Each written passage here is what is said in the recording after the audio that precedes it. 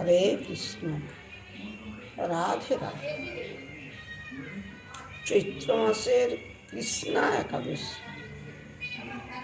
স্বয়ং রাজা যুধিষ্ঠির ভগবান শ্রীকৃষ্ণকে জিজ্ঞাসা করছেন, এই কৃষ্ণপক্ষের যে একাদশী, সেই একাদশীর নাম কি এবং কি মাহাত্ম্য।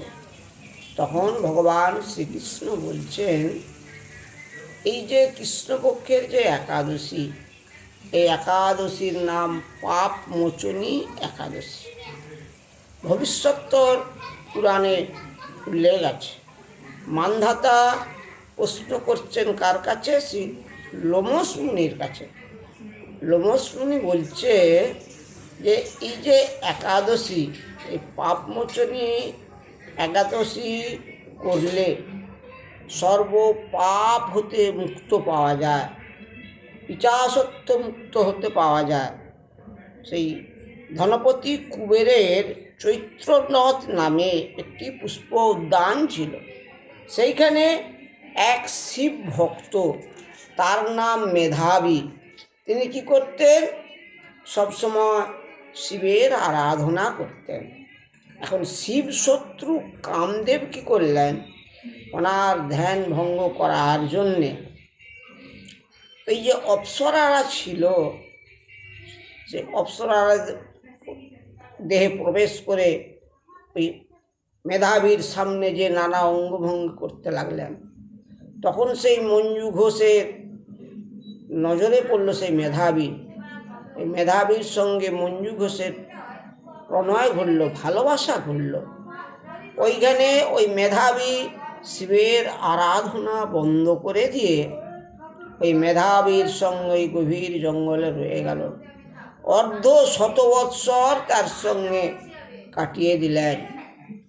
একদিন মেধাবীর ভুল ভাবল, সে কী করলাম আমি?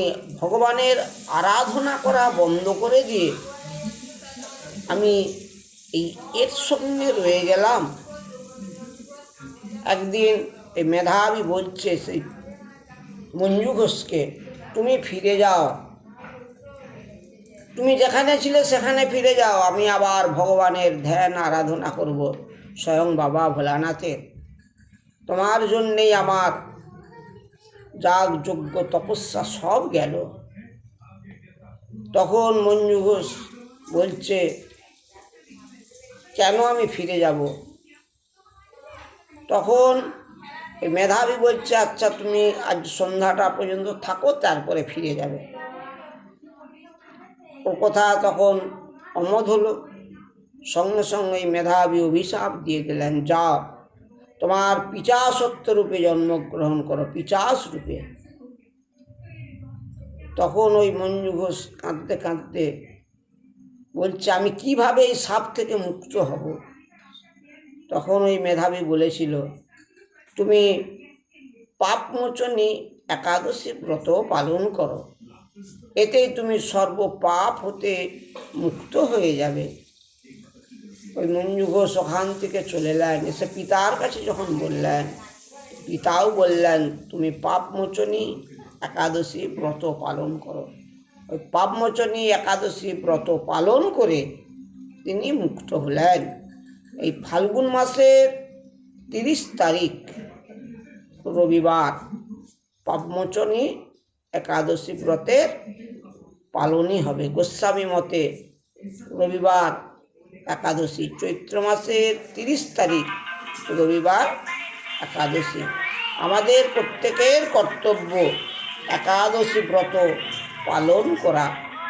ব্রতের শ্রেষ্ঠ একাদশী, তাই আমাদেরকে প্রত্যেককে একাদশী ব্রত করতে হবে এবং পরের দিন পঞ্জিকার টাইম অনুযায়ী একাদশী ব্রতের পালন করতে হবে। হরে কৃষ্ণ, রাধে রাধে।